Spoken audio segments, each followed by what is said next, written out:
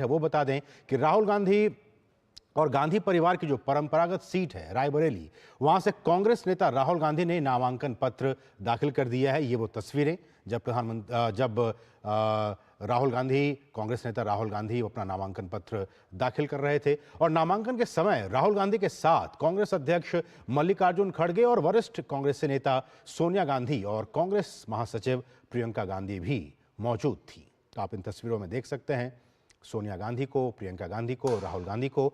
राहुल गांधी ने अब से कुछ देर पहले रायबरेली से अपना नामांकन पत्र दाखिल किया, क्योंकि आज ही आखिरी दिन है, आखिरी तारीख है 3 मई, क्योंकि 7 मई को वहां पे चुनाव होने वाले हैं और उससे पहले आज किसी भी हाल में इनको अपना नामांकन पत्र दाखिल करना था।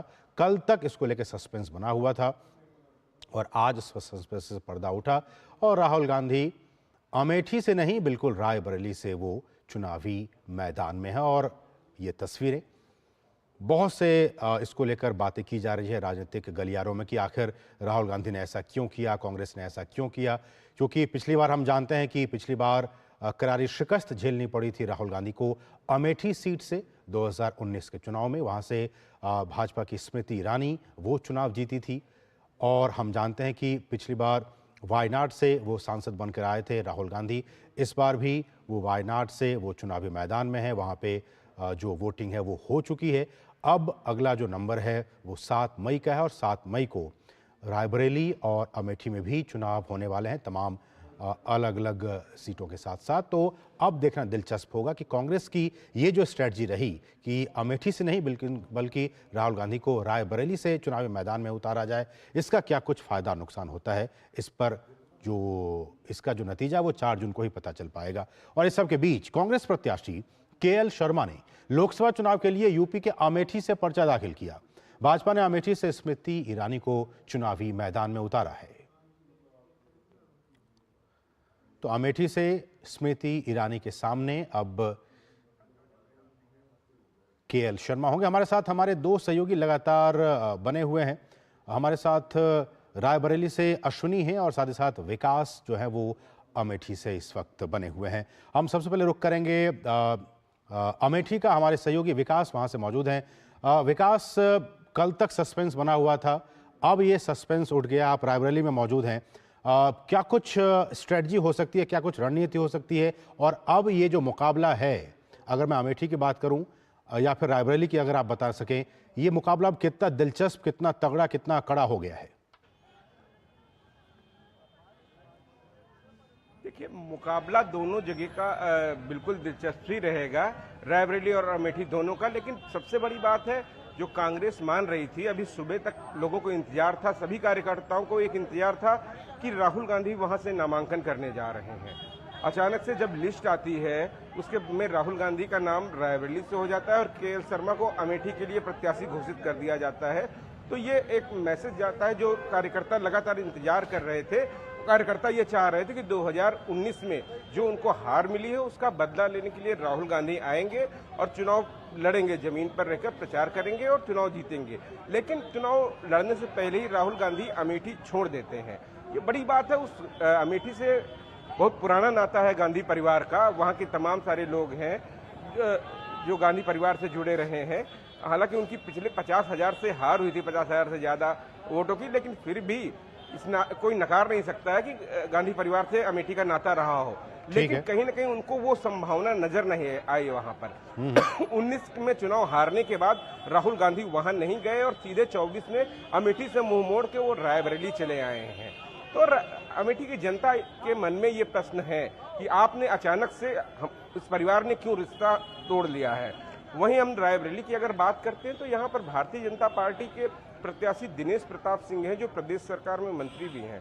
पिछले 5 सालों में अगर हम बात करते हैं, 7 सालों में रायबरेली में तमाम सारे कार्य भी हुए हैं। तो एक चुनौती है, क्योंकि रायबरेली सीट जिस सोनिया गांधी ने यहाँ से जीती थी, लगातार जीतती आ रही थी, तो एक बड़ी बात की यहाँ पर कि उनको लगता था यहाँ आसान है, लेकिन चुनौती कठिन ही होगी यहाँ पर। बिल्कुल। ऐसे में विकास, हम आपसे ये भी जानना चाहेंगे कि ये जो स्ट्रेटजी रही कि आप तो एक तरफ वायनाड से भी चुनावी मैदान में हैं और आप दूसरी तरफ अब रायबरेली से हैं, हमने सुना अभी प्रधानमंत्री ने भी कहा, इस बात का जिक्र किया, कटाक्ष किया कि जब राहुल गांधी कांग्रेस कहती थी कि डरो मत लड़ो, डरो मत लड़ो, अब वो खुद चूँकि वहाँ से भी हार का डर है, वहाँ से भी भागेंगे और अमेठी और रायबरेली की जनता भी उन्हें हार का स्वाद चखाएगी। तो इस तरह से प्रधानमंत्री ने भी कटाक्ष किया है, इसके क्या कुछ मायने? जी बिल्कुल सही कह रहे हैं आप। राजनीति में सबसे बड़ी चीज होती है कि लड़ना और लड़के जीतना, ये सबसे बड़ी बात होती है।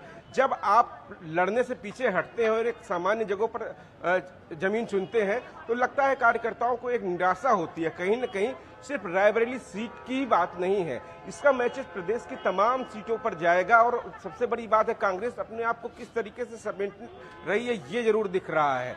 उत्तर प्रदेश में 80 सीटों पर मात्र 17 सीटों पर जब कांग्रेस चुनाव लड़ती है, उनमें से रायबरेली अमेठी में जहां परिवार की सीटें मानी जाती थी, वहां पर अब सिर्फ रायबरेली में ही परिवार नजर आएगा। और बड़ी बात यह है कि रायबरेली में राहुल गांधी जीतने के बाद रायबरेली चुनते हैं या वायनाड चुनते हैं, ये एक बड़ी बात है यहाँ पर।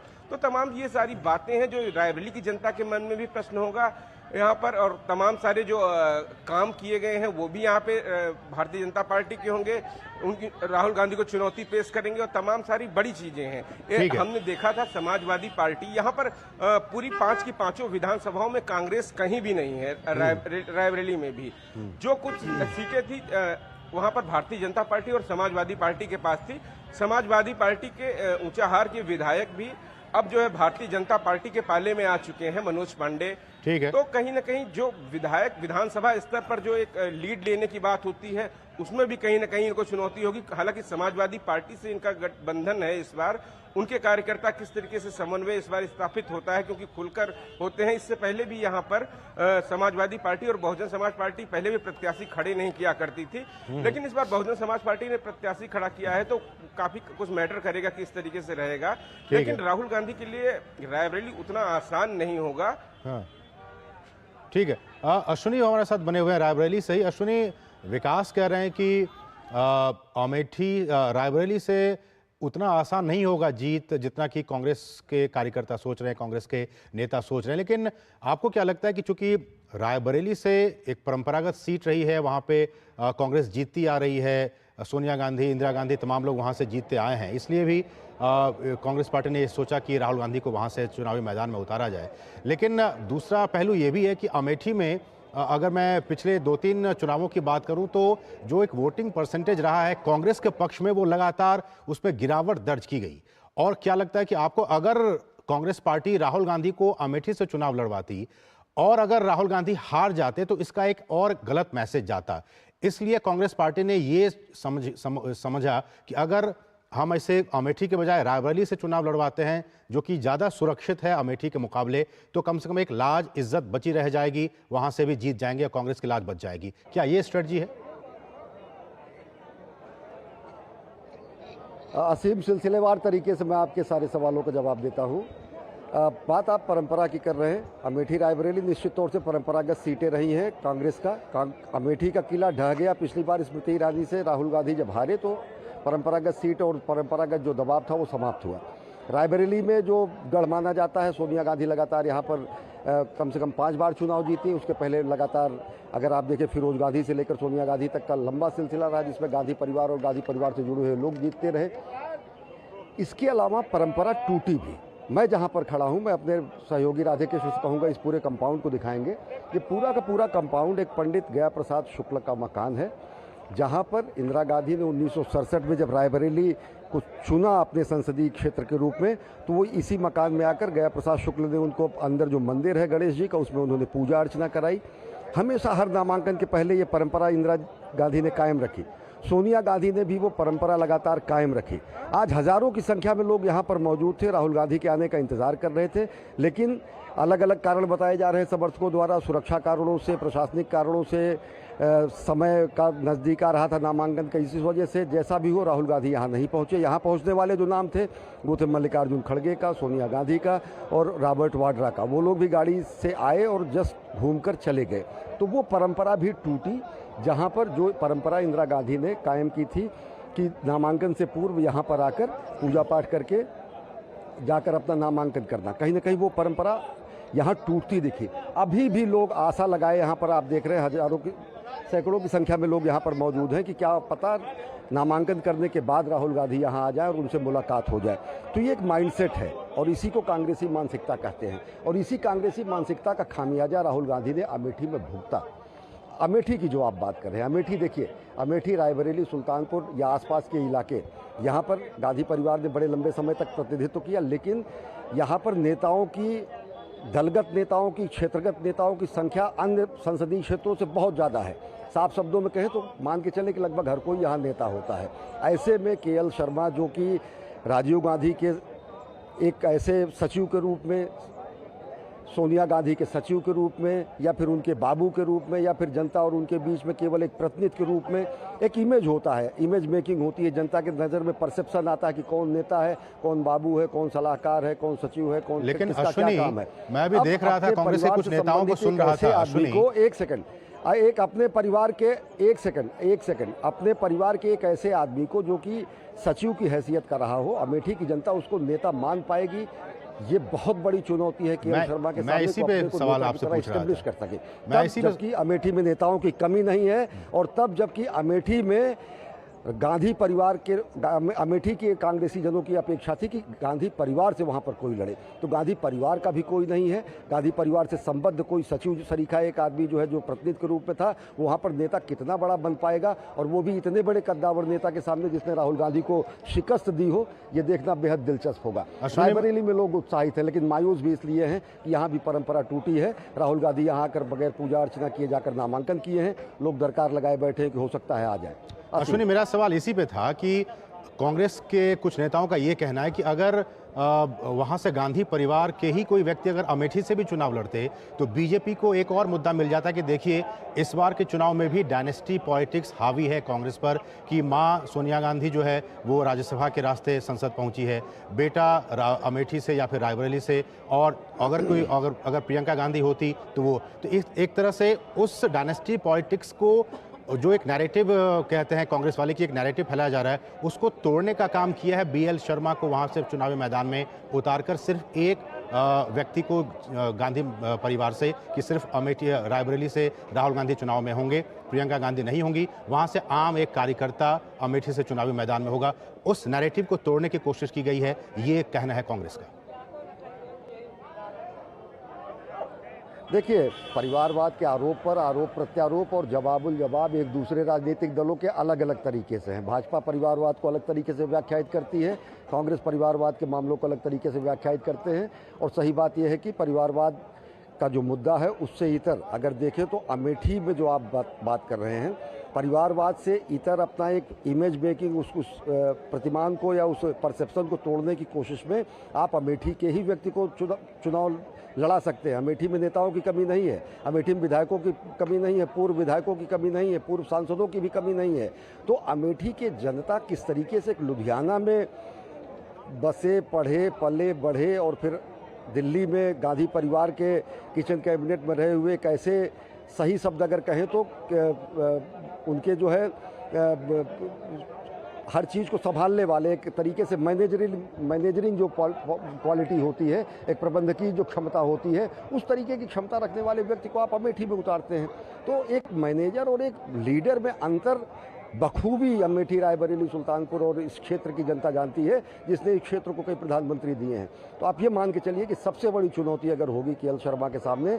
एक और बात मैं बताऊंगा आपको, केएल शर्मा राजीव गांधी के प्रतिनिधि के रूप में वहाँ पर काम देखते थे, उसके बाद सतीश शर्मा के काम जमाने में वो चालू रहा, फिर उसके बाद सोनिया गांधी के जमाने में चालू रहा। एक दौर ये आया कि अमेठी में जितने स्थानीय नेता थे वो केएल शर्मा से इतना ज़्यादा नाराज़ हुए कि इनको रायबरेली का कार्यभार तब दे दिया गया जब सोनिया गांधी यहाँ पर सांसद थी। सोनिया गांधी के बतौर प्रतिनिधि वो खुद यहाँ पर शिफ्ट हुए। अश्विनी, मैं आपको रोकना चाहूंगा, मैं आपके पास आऊंगा दोबारा, क्योंकि हमें कुछ शॉट्स दिखाने हैं। प्रधानमंत्री अब से कुछ देर पहले उन्होंने पश्चिम बंगाल के कृष्णानगर में एक रोड शो किया है। मैं आपके पास आऊंगा, इस विषय पर आपसे चर्चा करूंगा, विकास आपके पास भी आऊंगा, लेकिन उससे पहले कुछ तस्वीरें, बहुत ही महत्वपूर्ण तस्वीरें हमें दिखानी है अपने दर्शकों को। पश्चिम बंगाल के कृष्णानगर में अब से कुछ देर पहले प्रधानमंत्री ने एक रोड शो किया, हम आपको वो तस्वीरें हम आपको दिखाने वाले टीवी स्क्रीन पे। अब से कुछ देर पहले ही प्रधानमंत्री ने वहाँ पे रोड शो किया है और अच्छी खासी तादाद में वहाँ पे लोग मौजूद थे इस रोड शो में। ये आप तस्वीरें देख सकते हैं। रोड शो के ज़रिए प्रधानमंत्री वहाँ पे जो मतदाता हैं उन तक पहुँचने की कोशिश करते हुए अगले चरण में वहाँ भी लोकसभा के चुनाव हैं कृष्णानगर में, और अब से कुछ देर पहले प्रधानमंत्री वहाँ पे उन्होंने रोड शो किया, जनसभा को उन्होंने संबोधित किया। हम आपको वो तस्वीरें भी दिखाए थे जब वो कृष्णानगर में जनसभा को संबोधित कर रहे थे, और उसके बाद उन्होंने रोड शो किया। और रोड शो की ये तस्वीरें बहुत ही महत्वपूर्ण ये तस्वीरें, चूँकि पश्चिम बंगाल में जिस तरह से, चाहे वो विधानसभा की बात हो या फिर लोकसभा की बात हो, अब जिस तरह से वहाँ पे बीजेपी ने अपनी एक पैठ बनानी शुरू कर दी है, मजबूती से अपने कदम वहाँ पे जमाने शुरू कर दिए हैं। आप इन तस्वीरों के जरिए देख सकते हैं प्रधानमंत्री की एक झलक पाने के लिए किस तरह से वहाँ पे सड़क के दोनों ही तरफ लोग वहाँ पे मौजूद हैं। तो ये बहुत ही महत्वपूर्ण तस्वीरें कृष्णानगर, जो कि पश्चिम बंगाल में, और पश्चिम बंगाल की इस सीट पर अब से कुछ देर पहले ही प्रधानमंत्री नरेंद्र मोदी ने एक जनसभा को भी संबोधित किया, और उसके बाद उन्होंने रोड शो किया। अब से कुछ देर पहले एक तस्वीर, और इसी कृष्णानगर में उन्होंने कहा कि कांग्रेस पार्टी पर कटाक्ष करते हुए कि मैं कहना चाहता हूं कि डरो मत, भागो मत। तो आप देख सकते हैं कि हमने उन तस्वीरों, उन बयानों को दिखाया भी था कि किस तरह से प्रधानमंत्री ने कांग्रेस पार्टी पर कटाक्ष करते हुए कहा था कि डरो मत, भागो मत, क्योंकि कांग्रेस का ये कहना था कि हम लड़ेंगे, हम डरेंगे नहीं, हम लड़ाई जारी रखेंगे। लेकिन जिस तरह से प्रधानमंत्री ने कहा कि वायनाड में चुनाव के बाद जो स्थितियां हैं अब कांग्रेस पार्टी समझ चुकी है, वहां से भी हार होगी राहुल गांधी की, वहां से भी वो भागेंगे। और उसके बाद उन्होंने अमेठी छोड़कर रायबरेली चले गए, तो वहां से भी उन्होंने भागने का काम किया। तो उन्होंने एक तरह से कटाक्ष किया। और प्रधानमंत्री ने इस दौरान संदेश खाली में जो दलित बहनों के साथ अत्याचार हुआ है उसका भी उन्होंने मुद्दा उठाया।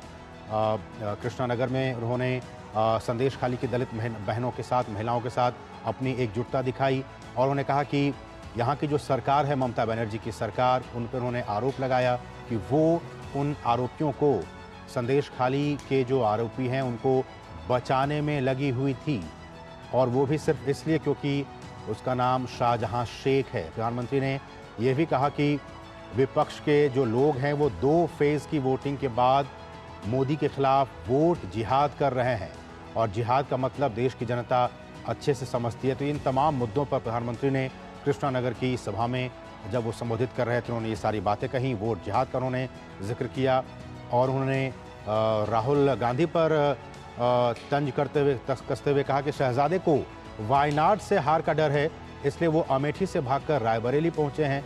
वे सबको कहते हैं कि डरो मत, लेकिन मैं उनसे कहता हूं कि डरो मत, भागो मत।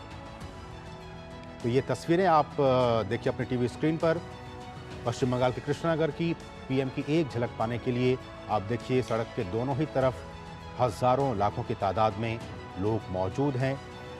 और प्रधानमंत्री ने इस दौरान जब वो संबोधित कर रहे थे वहाँ के लोगों को, उन्होंने ये भी कहा कि अभी तो बस बहस इतनी है कि एनडीए 400 पार होगा या फिर नहीं होगा, लेकिन हमारे विरोधी कहते हैं कि 400 पार नहीं होगा।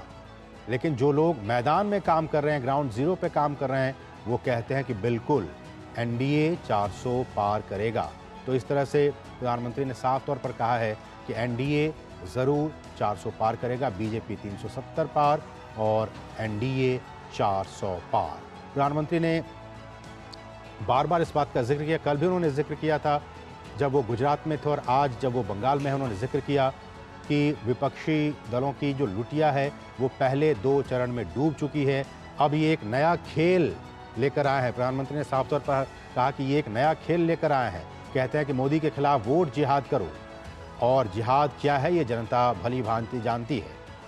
प्रधानमंत्री ने ये कहा कि मुझे देश और आप सब ने बहुत आशीर्वाद दिया है, शायद ही कोई इंसान अपने जीवन में ऐसी कल्पना तक नहीं कर सकता है कि ईश्वर रूपी जनता जनार्दन इतने आशीर्वाद बरसाएं और लगातार बरसाते रहें। पिछले 2 टर्म में भी, 2014 में भी जीत कर आए प्रधानमंत्री, 2019 में भी बीजेपी सत्ता में आई, और 2024 में भी जनता जनार्दन उनको आशीर्वाद देने का काम करेगी, और सालों साल जो जनता का आशीर्वाद है वो बढ़ता ही जा रहा है। प्रधानमंत्री ने कहा कि इससे और बड़ा संतोष क्या हो सकता है हमारे जीवन में। प्रधानमंत्री ने साफ तौर पर कहा पश्चिम बंगाल में कि मैं मौज करने के लिए पैदा नहीं हुआ हूँ, आप भी जानते हैं कि अगर पद प्रतिष्ठा की लालसा होती तो एक बार इंसान पीएम की शपथ ले ले, फिर उसके जीवन में ऊंचाई को प्राप्त तो हो ही जाती है, इतिहास में नाम दर्ज हो ही जाता है। लोगों को लगता है कि मोदी जी 2 बार पीएम रहे, दुनिया में इतना नाम कमाया, कभी तो आराम कर लिया करो। लेकिन मैं, प्रधानमंत्री ने कहा कि मैं मौज मस्ती करने के लिए पैदा नहीं हुआ हूँ, मेरा जन्म ही 140 करोड़ देशवासियों की सेवा करने के लिए हुआ है। तो प्रधानमंत्री ने साफ तौर पर कहा कि मैं जनता जनार्दन की सेवा करने के लिए मैं यहाँ पे मौजूद हूँ और जनता जनार्दन का जो आशीर्वाद है वो लगातार मुझ पर बरस रहा है और इस चुनाव में भी बरसेगा लोगों का आशीर्वाद। उन्होंने कहा कि जो सत्ताधारी वहाँ पे पार्टी है टीएमसी विधायक हिंदुओं को भागीरथी में बहाने की धमकी देते हैं। प्रधानमंत्री ने कहा कि मैंने कल टीवी पर देखा कि किस तरह से टीएमसी के एक विधायक कह रहे थे कि हिंदुओं को 2 घंटे में भागीरथी में बहा देंगे। प्रधानमंत्री ने कहा कि ये किस तरह की भाषा ये लोग बोलते हैं। बंगाल में टीएमसी की सरकार ने हिंदुओं को 2ym दर्जे का नागरिक बनाकर रख दिया है। ये कैसे लोग हैं कि जय श्री राम के उद्घोष से भी इन्हें आपत्ति होती है, इनको राम मंदिर के निर्माण से आपत्ति है, रामनवमी की शोभा यात्रा से आपत्ति है। तो इस तरह से एक एक करके उन तमाम बिंदुओं को प्रधानमंत्री ने छूने की कोशिश की, जिसका कि बीते कई दिनों से और महीनों से हम कहें तो इस चुनाव में गाहे बगाहे इसकी चर्चा होती रही है। प्रधानमंत्री ने तो लगातार ये तस्वीरें हम आपको दिखा रहे हैं किस तरह से कृष्णानगर में प्रधानमंत्री ने एक जनसभा को संबोधित किया और उसके बाद रोड शो के जरिए वो जनता के सामने हाजिर हुए। और एक बार फिर से हमारे साथ हमारे 2 सहयोगी अश्विनी भी लगातार बने हुए हैं और विकास भी बने हुए हैं। विकास, मैं आपके पास आना चाहूँगा। हम वो तस्वीरें दिखा रहे थे प्रधानमंत्री की, वो दिखाना भी बहुत ज़रूरी था क्योंकि किस तरह से कृष्णानगर में अब से कुछ देर पहले प्रधानमंत्री ने एक जनसभा को संबोधित किया और उसके बाद रोड शो किया और रोड शो के दौरान हमने अपने दर्शकों को दिखाया किस तरह से भारी तादाद में, हज़ारों लाखों की तादाद में लोग उनके दर्शनों के लिए, उनकी एक झलक पाने के लिए सड़क के दोनों ही तरफ मौजूद थे। लेकिन हम लौटेंगे आज के इस महत्वपूर्ण विषय पर कि जिस तरह से कांग्रेस के जो 2 प्रत्याशी हैं केएल शर्मा और राहुल गांधी, वो अमेठी और रायबरेली से चुनावी मैदान में होंगे। कल तक सस्पेंस था, आज सस्पेंस से पर्दा हट गया है। लेकिन मेरा सवाल यही है, जिस बात का जिक्र आप कर रहे थे विकास, कि अगर हाइपोथेटिकली मान भी लिया जाए कि ये वायनाड से भी जीत जाते हैं राहुल गांधी और रायबरेली से भी जीत जाते हैं, तो नैतिक तौर पर, चूंकि वो कह रहे हैं कि मेरा जो दूसरा घर है वो वायनाड है, आप लोगों का बहुत आशीर्वाद मिला है, ऐसे में वो कौन सा सीट रिटेन करेंगे और कौन सा सीट छोड़ेंगे? क्या ये दुविधा होगी राहुल गांधी के पास? देखिए, ये मुझे लगता है कि इसका अगर विश्लेषण करें तो कहीं ना कहीं सबसे बड़ी बात होगी उत्तर प्रदेश में कांग्रेस को और कितनी सीटें आती हैं। क्या सिर्फ रायबरेली ही सीट रहती आती है या और भी सीटें आती हैं? क्योंकि गठबंधन किया है, बहुत ही सीमित हो गया है, मात्र 17 सीटों पर कांग्रेस लड़ रही है, बाकी 64 सीट समाजवादी पार्टी के पाले में, जिसमें एक टीएमसी को दे रखा है समाजवादी पार्टी ने। ये भी एक तय करेंगे। दूसरी बात होगी वायनाड या पूरे साउथ में किस तरीके से सीटें आती हैं। ये जो आपका सवाल है, ये सवाल बिल्कुल जायज है और ये सवाल बिल्कुल रायबरेली की जनता के भी मन में रहेगा कि आखिर इसके बाद क्या होगा। हो सकता है कि एक स्ट्रेटजी हो कि राहुल गांधी यहाँ से इस्तीफा दें और प्रियंका गांधी यहाँ से चुनाव लड़ें, क्योंकि उसके बाद उनको जो परिस्थितियां बनती हैं चुनाव के बाद की, ये सारी देखने को मिलेंगी। लेकिन सबसे बड़ी बात होती है कार्यकर्ता जो अपने नेता को लड़ता हुआ देखना चाहता है। जब नेता संघर्ष करता है जी, जब वो लड़ता है तभी कार्यकर्ता में जोश पैदा होता है, एक हीरो के तरीके से उसका नेता होता है। अगर कार्यकर्ता ही अगर जमीन छोड़ के अपनी भागने लगता है तो कार्यकर्ता के मन में एक बहुत निराशा होती है और वो अपने घर से निकलता नहीं है दूसरों को निकालने के लिए। कहीं न कहीं उसका नुकसान उठाना पड़ सकता है इन चुनावों में इस निर्णय के बाद। ठीक है विकास, एक आखिरी सवाल, बहुत ही छोटी सी टिप्पणी अश्विनी, आपसे मैं आपसे चाहूंगा अश्विनी कि नामांकन के दौरान मैं देख रहा हूं कि कांग्रेस के तो तमाम बड़े नेता मौजूद हैं, लेकिन इन तस्वीरों में हम देख पा रहे हैं कि किस तरह से वहां पे जो कार्यकर्ता हैं कांग्रेस के वो वहां पे मौजूद हैं, लेकिन समाजवादी पार्टी की तरफ से अश्विनी कोई दिखाई नहीं दे रहे हैं। कार्यकर्ता तो हैं लेकिन जो बड़े नेता, चाहे अखिलेश यादव की बात की जाए, वो नदारद है। हाँ जी, हम आपको तस्वीरें अभी जो दिखा रहे थे, नामांकन के पहले तो राहुल गांधी यहाँ पर नहीं पहुँच पाए थे, नामांकन के बाद राहुल गांधी यहाँ पर पहुँचे हैं और इस कंपाउंड में अगर देखें तो बड़ी संख्या में लोग बड़ी देर से उनका इंतज़ार कर रहे हैं। ये इंतज़ार सुबह 10 बजे से चल रहा है और एक बार लोग मायूस होकर यहाँ से चले गए थे। और बड़ी संख्या में समाजवादी युवजन सभा के लोग तो हैं, लेकिन समाजवादी का कोई बड़ा कद्दावर नेता नहीं। हम खुद ही समाजवादी पार्टी से जुड़े हुए लोगों से जानना चाहेंगे यहाँ पर जो मौजूद हैं। एक चीज़ आपसे जानना चाहेंगे भाई साहब, आप लोग यहाँ पे हैं, अखिलेश के भी आने का कार्यक्रम था, ये कहा जा रहा था कि बड़े लोग जो है समाजवादी पार्टी के बड़े पदाधिकारी भी आएंगे, पर्चा दाखिला में कोई आया था? नहीं, राष्ट्रीय लेवल का कोई नहीं आया। तो राष्ट्रीय स्तर का कोई नेता समाजवादी पार्टी से यहाँ नहीं आया। आप लोग किस रूप से हैं? समाजवादी युवजन सभा से? नहीं, मेन पार्टी जिला सचिव समाजवादी पार्टी रायबरेली। आप जिला सचिव हैं। सबसे बड़ा नेता यहाँ कौन सा आया? जिला अध्यक्ष जी थे, प्रदेश से नहीं आया कोई। प्रदेश स्तर का भी कोई बड़ा अधिकारी यहाँ पर नहीं आया। काहे मतलब ये कहा जा रहा था कि पर्चा दाखिला में रहेंगे। सुनिए, मैं आपको रोकना चाहूंगा। प्रधानमंत्री की बहुत ही महत्वपूर्ण रैली आ रही है पश्चिम बंगाल के बोलपुर से। हम सीधे रुक करेंगे बोलपुर का, जहां प्रधानमंत्री इस वक्त एक चुनावी जनसभा को संबोधित कर रहे हैं पश्चिम बंगाल के बोलपुर में। देश में बने 2014 में देश में सिर्फ 9 ट्रिपल आईटी थी, 9 ट्रिपल आईटी, आज 25 है। ये सब मोदी किसके लिए कर रहा है? आपके नौजवान बेटे बेटी